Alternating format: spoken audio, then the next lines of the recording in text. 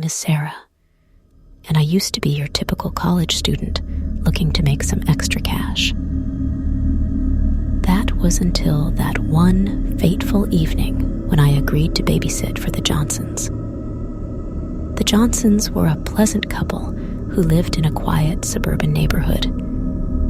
Their house was charming and inviting, nestled amidst tall trees that cast eerie shadows in the moonlight. They had a beautiful daughter named Emily, an angelic 5-year-old with bright blue eyes and golden curls. I had babysat for Emily several times before, and it was always a breeze. But on this particular night, things took an unsettling turn. Mr. and Mrs. Johnson were attending a late-night charity event, leaving me alone with Emily. They assured me she would be asleep when they left, and that my only duty was to keep an ear out for any disturbances. As they drove away, I settled into the cozy living room with a book, expecting a peaceful night. But soon after they left, I heard it, a soft, eerie whisper that seemed to float through the air. It was faint and indecipherable, and I assumed it was just the wind rustling the trees outside. I continued reading, trying to ignore the unease creeping over me. Emily's room was on the second floor, and I could hear her soft breathing through the baby monitor on the coffee table. She was indeed asleep, just as her parents had promised. But as the night wore on, the whispering persisted, growing more distinct and unsettling.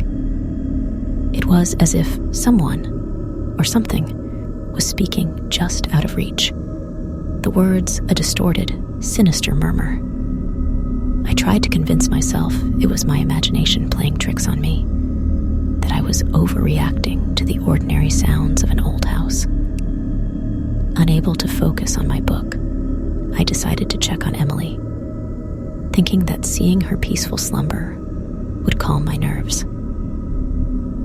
As I ascended the stairs, the whispers seemed to follow, a relentless, chilling presence. I pushed open her bedroom door and froze. Emily was no longer in her bed. Panic surged through me, and I began searching every corner of the room. She couldn't have gone far. The room was small, and there was no way she could have slipped out without me hearing. Then, a glimpse of movement outside the window caught my eye.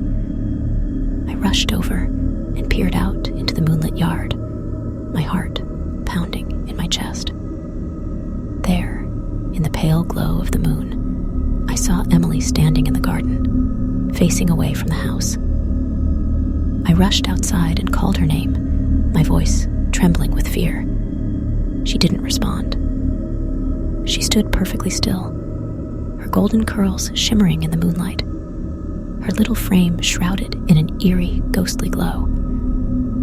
I approached her cautiously, my unease deepening with each step. When I reached her, I gently turned her around, and my blood ran cold. Her once bright blue eyes were now empty sockets, oozing an inky blackness that seemed to consume the very essence of her innocence. I stumbled back in horror, my mind unable to process the grotesque sight before me. The whispers grew louder, more malevolent, as if mocking my terror. I felt a cold, skeletal hand clamp down on my shoulder, and I turned to see a figure cloaked in darkness, its face obscured by shadows. I screamed, and with a desperate burst of adrenaline, I tore myself away and fled back into the house.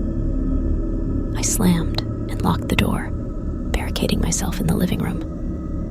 The whispers echoed through the house, growing louder and more menacing.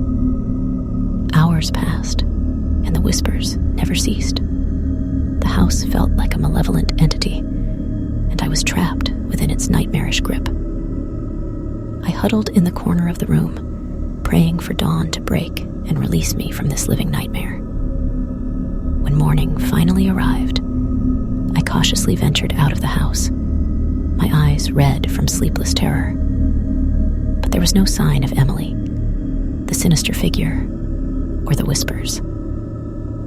The Johnsons returned home to find me in a state of shock, unable to explain the horrors I had witnessed. To this day, I can't forget the haunting whispers, the grotesque transformation of sweet Emily, or the chilling figure in the shadows.